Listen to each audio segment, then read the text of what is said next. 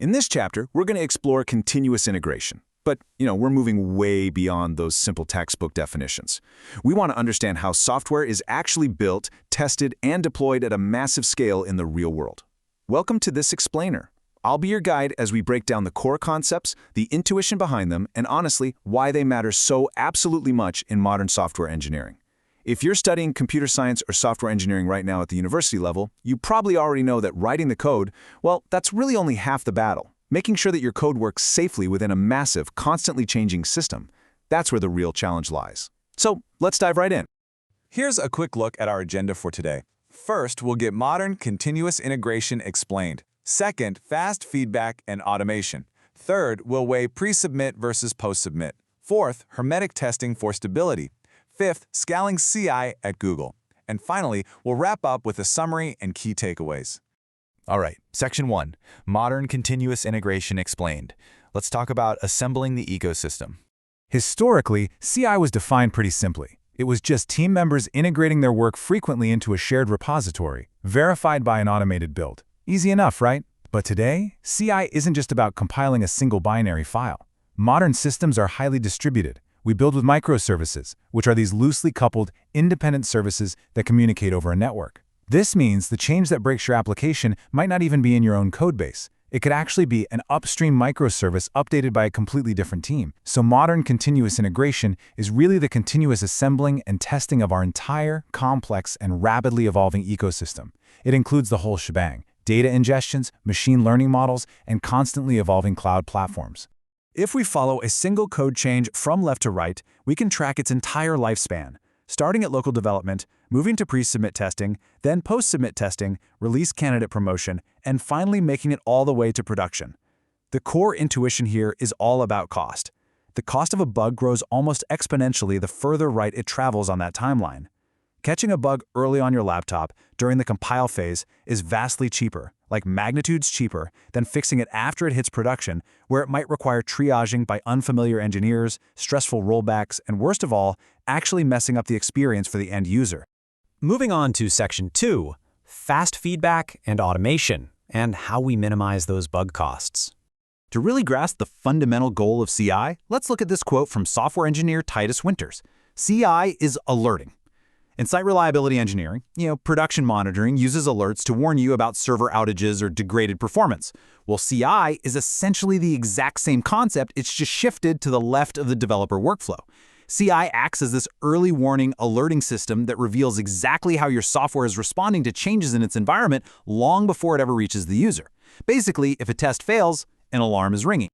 This automated alerting pipeline relies on two major loops: the continuous build and continuous delivery. The continuous build, or CB, automatically compiles and tests the latest code at what we call head. Now, head is just the main trunk or mainline of your version control repository. If a change passes all its tests, the CB marks it as a green head. Then continuous delivery, or CD, steps in. CD continuously takes that validated code and assembles it into deployable units. Let's break that continuous delivery process down into 4 key steps. First, we assemble the code and the static configuration at that green head. Second, we build a release candidate, or RC. A release candidate is just a cohesive, deployable package. But crucially, it includes your configuration files because, believe it or not, a huge percentage of production bugs are actually caused by simple, silly configuration errors. Third, we promote this RC through increasingly rigorous staging environments. And finally, if it survives all those checks, we promote it to production. Continuous integration is the paradigm that actually dictates which tests we run at each of these specific steps. Section 3, Pre-submit versus post-submit. Let's talk about balancing your CI testing. A really crucial engineering challenge is balancing what tests run before code is merged into the repository, that's pre-submit, and what tests run after it's merged, post-submit. You might be wondering, why not just run every single test on pre-submit and be super safe? Well, because it's simply too expensive and way too slow. Waiting hours just to merge a few lines of code absolutely destroys developer productivity. Therefore, pre-submit tests absolutely must be fast, highly reliable, and usually smaller in scope like unit tests. Post-submit testing, on the other hand, is where we run our slower, larger, more comprehensive integration tests. We accept that these might be a little bit unstable, but they're completely necessary to catch complex cross-service integration issues. That brings us to Section 4, Hermetic Testing for Stability. But what if we really want to run a larger integration test on presubmit to catch big bugs early? Well, we run into the massive headache of flaky tests. Tests that fail randomly because of, say, network issues, rather than actual bad code. The silver bullet for flaky integration tests is the hermetic test. A hermetic environment is entirely self-contained. It's sandboxed away from any external dependencies like live production databases or third-party APIs. By completely isolating the test from the network, hermetic testing guarantees two very important things: determinism and isolation. So if a hermetic test fails, you know definitively that it's due to the code you just wrote, not because some random server on the other side of the country decided to go offline. And this isn't just academic theory. The Google Assistant team provides a perfect real-world example. Before shifting to hermetic testing, their pre-submit integration tests failed so randomly that engineers actually started completely ignoring the test results, sometimes up to 50 times a day. Can you imagine the chaos? By creating a self-contained, hermetic setup, they cut their test runtime down by a factor of 14 and virtually eliminated that flakiness. The test became a reliable alarm system once again, proving the immense value of hermetic setups in massive microservice architectures. Let's look at Section 5, Scaling CI at Google, and their test automation platform. To really ground this theory, let's look at how this works in practice at an unprecedented scale. Google relies on a global continuous build system known as TAP, or the Test Automation Platform. TAP is literally the gateway for almost all code changes at Google. Every single day, it handles over 50,000 unique code submissions. To verify those changes, TAP runs a mind-boggling 4 billion individual test cases daily. Just let that sink in. 4 billion. Managing this kind of volume requires some incredibly clever engineering. To manage TAP without absolutely bankrupting the company on server costs, Google uses a few key strategies. First, engineers run fast pre-submit subsets. Once the code is merged, TAP runs the rest asynchronously.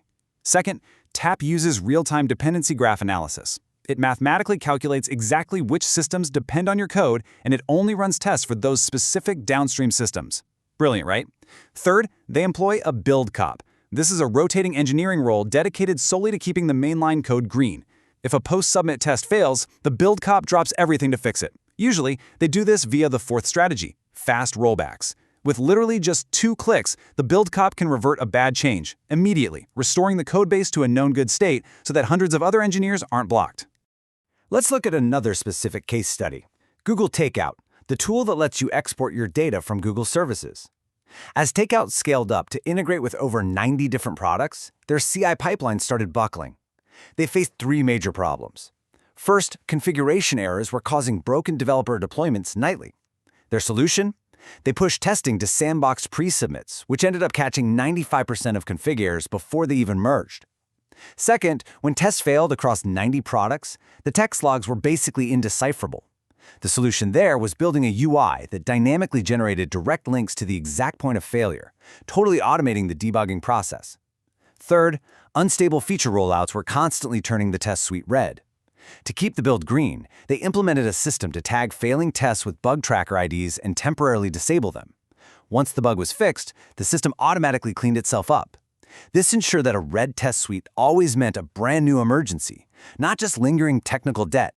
Finally, Section 6, Summary and Key Takeaways. Let's summarize what we've covered in this explainer. Ultimately, continuous integration is a defense-in-depth strategy. It's not just running a single script, it's a whole paradigm that balances what tests to run and when to run them. It shifts your alerting left to catch bugs when they are cheapest and easiest to fix. It carefully relies on fast pre-submit tests to protect developer time, alongside comprehensive post-submit tests to catch those deep integration errors. And, as we saw with Google Takeout, a CI system absolutely requires accessible, actionable feedback if you actually want it to scale effectively. As you progress in your university studies and eventually move into your own software engineering careers, I really want you to remember that building a robust continuous integration pipeline is not a luxury.